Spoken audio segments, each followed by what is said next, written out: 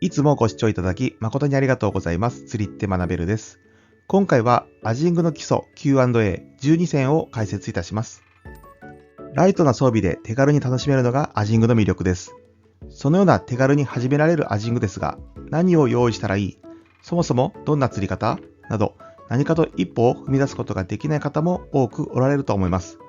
今回はそのような質問を解消できるような授業にしたいと思います。最後までよろしくお願いいたします。今回の質問は次の12問になります。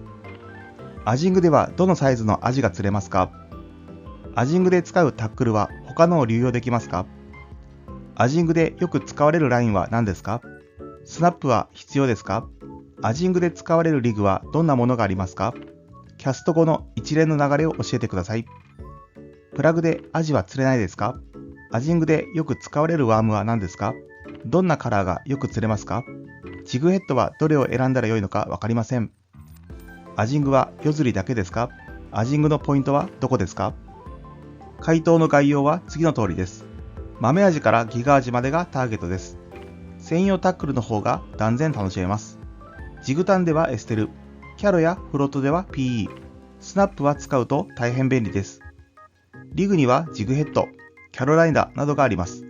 キャスト後はレンジを刻みながらリフト&フォール、プラグはワームを上回る超過になることもあります。ワームはピンテールワームがよく使われます。ワームのカラーはクリア系と半透明は最低限用意。ジグヘッドはラウンドヘッド&オープンゲーブ。タイミングが合えば日中も釣れます。堤防で楽しめますが、常夜灯周りが定番ポイント。それでは詳しく見ていきましょう。質問1、アジングではどのサイズのアジが釣れますか？10cm 程度の豆アジから 50cm のギガアジまであらゆるサイズがターゲットです。港内に回遊してくる 15cm から 25cm 程度の一般的なアジがメインターゲットになりますが、地域や季節、ポイントによっては尺を起こす大アジも狙うことが可能です。繊細なタックルを使うので、量刑がかかればドラグを引き出すスリリングなファイトが楽しめます。一方で 10cm に満たないような豆アジも狙えます。こちらは当たるのにかからない駆け引きが楽しめます。質問2、アジングで使うタックルは他のを流用できますか？使えないことはないですが、専用タックルの方が断然楽しめます。アジングと一言で言っても 1g 前後の軽量なジグヘッドリグだけで釣る通称ジグタンから、重いキャロライナリグやフロートリグを遠投する釣りまで様々です。ジグタンの釣りに限って言えば、ウルトラライト表記のロッドなら流用は可能ですが、アクションや張りの強さなど、アジングに不向きなものもあります。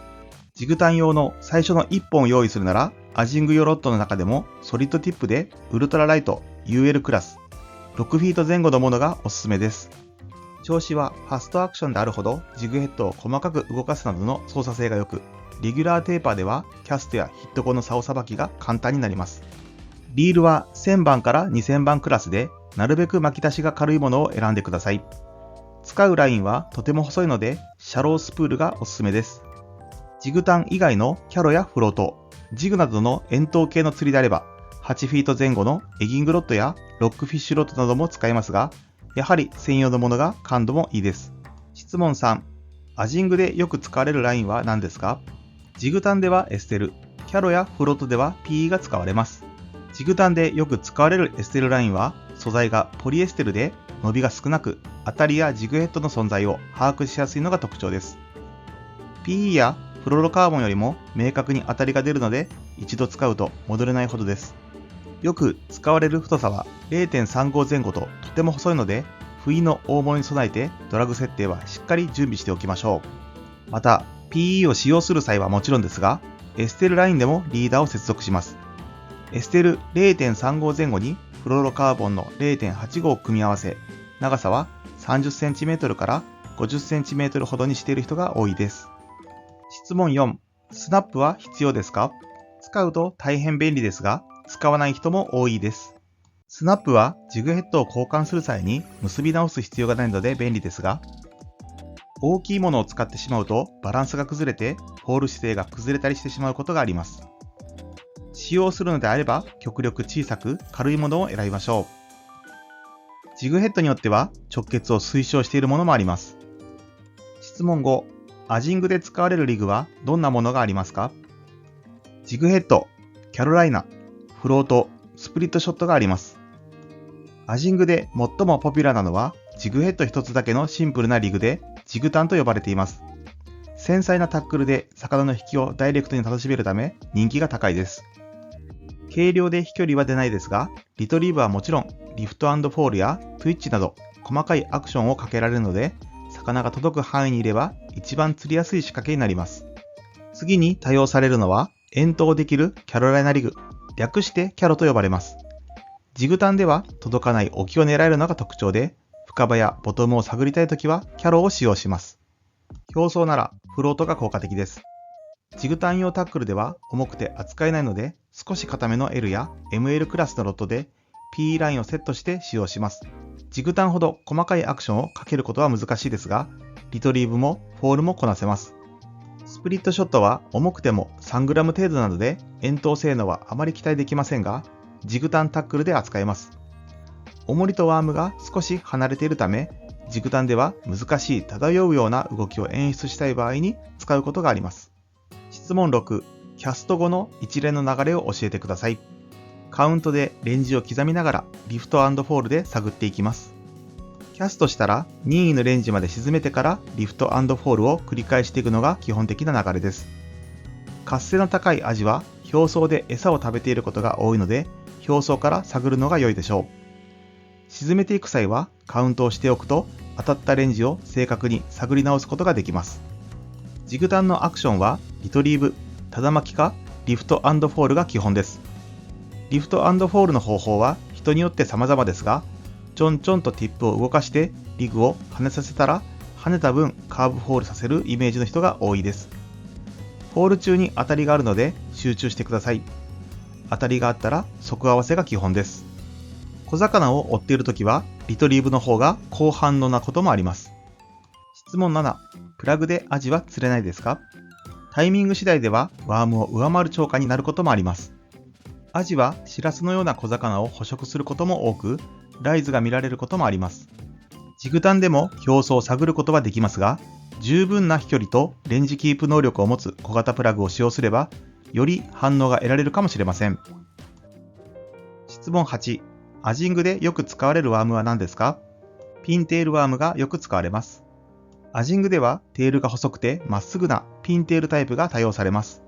ピンテールが2つついたものやテールの先端に玉がついたものなどバリエーションが豊富にあるので好みのものを見つけましょう。シャットテールやパドルテールも使われることがあります。大きさは2インチ前後の基本的なサイズを選べばどこでも使いやすいです。ワームの形状や太さで変わるのは波動だけではありません。水上やフォール速度も変わってくるので、いろいろと試してみるのもアジングの面白いところです。質問9、どんなカラーがよく釣れますか？クリア系と半透明は最低限用意しましょう。Kムラやチャートもよく釣れる色です。釣り具屋に行くと目移りしてしまうほどたくさんのカラーがありますが、鉄板カラーというものもあります。最低限用意しておきたいのはクリア系と半透明の2色。大まかに言うと潮が澄んでいるならクリア。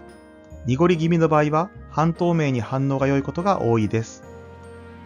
他にも濁りがきつい時に活躍するのはソリッド系、クリア感のないチャートやホワイトなどの目立つカラーです。また、マズメジなどの光量が少ないタイミングでは、Kムラに高反応を示すこともあります。質問10、ジグヘッドはどれを選んだら良いのかわかりません。ラウンドヘッド&オープンゲープが一般的です。アジング用ジグヘッドもワームと同様にたくさん種類があります。その中でも、かかりを良くするために、針先が外側を向いたオープンゲープ仕様がアジング用ジグヘッドには多いです。まずは基本的なラウンド型から使ってみるのがいいかもしれません。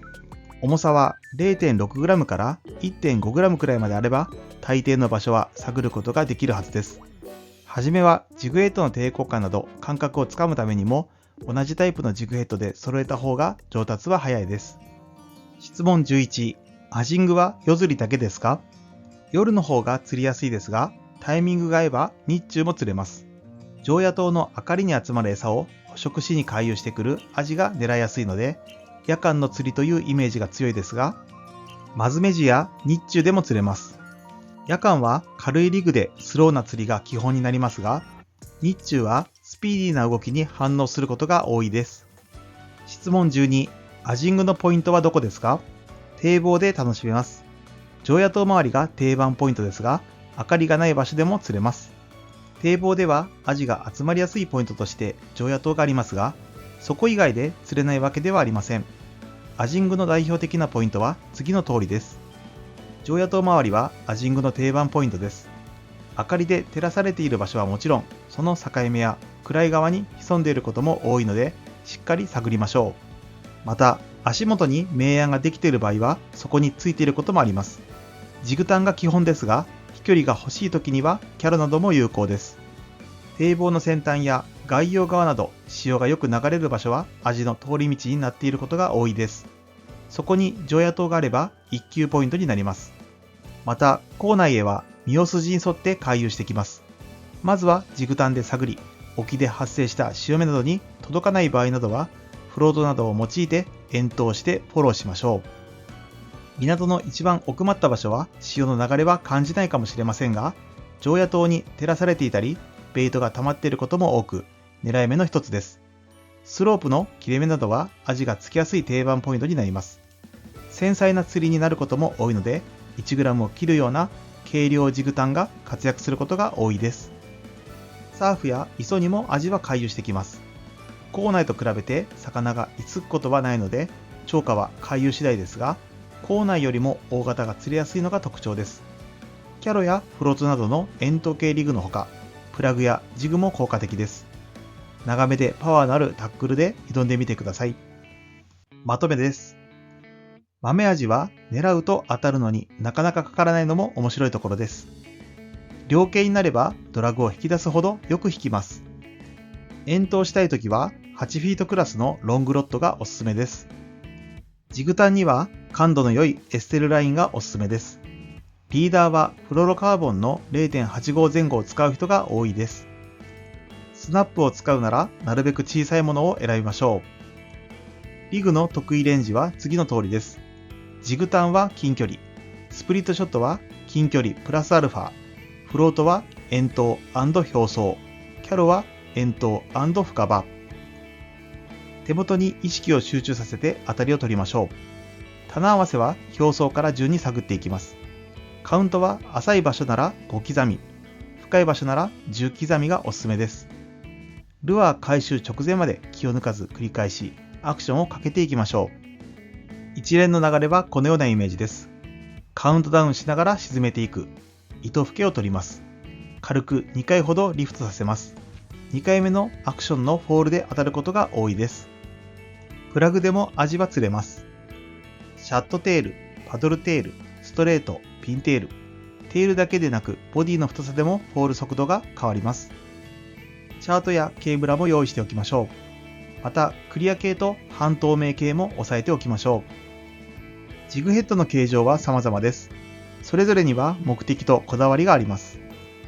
日中でもアジングは成立します。動きは早めの方が良い時もあります。港内のスロープにアジがつくこともあります。常夜灯周りはアジングの定番ポイントです。潮通しの良い外洋はアジが回遊してきやすいです。堤防のセンターもチェックしてみましょう。サーフは一発大物狙いができます。遠投して探ってみましょう。アジングの基礎 Q&A12 選の授業はいかがだったでしょうか？何か一つでも参考になることがございましたら嬉しいです。今回の授業は以上となります。最後までご視聴ありがとうございました。高評価やチャンネル登録をしていただけるととても嬉しいです。また次回の動画でお会いしましょう。